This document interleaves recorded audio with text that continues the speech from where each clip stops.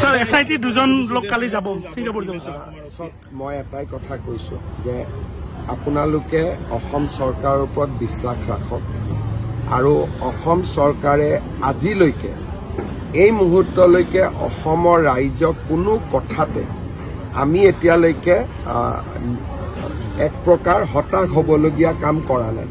গতিকে বহুত প্ৰচেষ্টা চলি আছে যাক বহুমুখী প্ৰচেষ্টা বুলি কয় আৰু আমি নিশ্চিতভাৱে আমি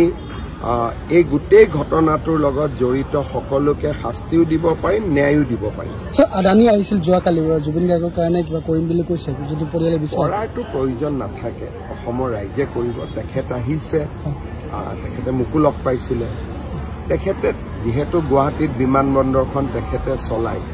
আৰু ভৱিষ্যতে অসমত বিনিয়োগ কৰাৰ তেখেতৰ ইচ্ছা আছে সেইকাৰণে জুবিন গাৰ্গৰ পৰিয়ালক আহি দুখৰ সময়ত সমবেদনা জনাইছে আমি সিমানতে আমি আনন্দিত আমাকতো টকা পইচাৰ প্ৰয়োজন নাই স্যাৰ এসআইটি দুজন লোক কালি যাব সিঙ্গাপুৰ যাব স্যাৰ মই এটাই কথা কৈছো যে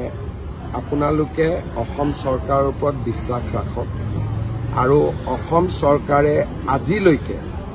এই মুহূৰ্তলৈকে অসমৰ ৰাইজক কোনো কথাতে আমি এতিয়ালৈকে এক প্ৰকাৰ হতাশ হ'বলগীয়া কাম কৰা নাই গতিকে বহুত প্ৰচেষ্টা চলি আছে যাক বহুমুখী প্ৰচেষ্টা বুলি কয় আৰু আমি নিশ্চিতভাৱে আমি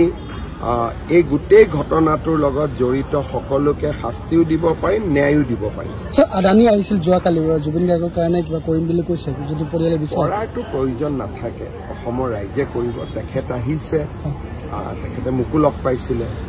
তেখেতে যেহেতু গুৱাহাটীত বিমানবন্দৰখন তেখেতে চলায় আৰু ভৱিষ্যতে অসমত বিনিয়োগ কৰাৰ তেখেতৰ ইচ্ছা আছে সেইকাৰণে জুবিন গাৰ্গৰ পৰিয়ালক আহি দুখৰ সময়ত সমবেদনা জনাইছে আমি সিমানতে আমি আনন্দিত আমাকতো টকা পইচাৰ প্ৰয়োজন নাই স্যাৰ এসআইটি দুজন লোক কালি যাব সিঙ্গাপুৰ যাব স্যাৰ মই এটাই কথা কৈছো যে আপোনালোকে অসম চৰকাৰৰ ওপৰত বিশ্বাস ৰাখক আৰু অসম চৰকাৰে আজিলৈকে এই মুহূৰ্তলৈকে অসমৰ ৰাইজক কোনো কথাতে আমি এতিয়ালৈকে এক প্ৰকাৰ হতাশ হ'বলগীয়া কাম কৰা নাই গতিকে বহুত প্ৰচেষ্টা চলি আছে যাক বহুমুখী প্ৰচেষ্টা বুলি কয় আৰু আমি নিশ্চিতভাৱে আমি এই গোটেই ঘটনাটোৰ লগত জড়িত সকলোকে শাস্তিও দিব পাৰিম ন্যায়ও দিব পাৰিম স্যাৰ আদানি আহিছিল যোৱাকালি জুবিন গাৰ্গৰ কাৰণে কিবা কৰিম বুলি কৈছে যদি পৰিয়ালে বিচাৰে কৰাটো প্ৰয়োজন নাথাকে অসমৰ ৰাইজে কৰিব তেখেত আহিছে তেখেতে মোকো লগ পাইছিলে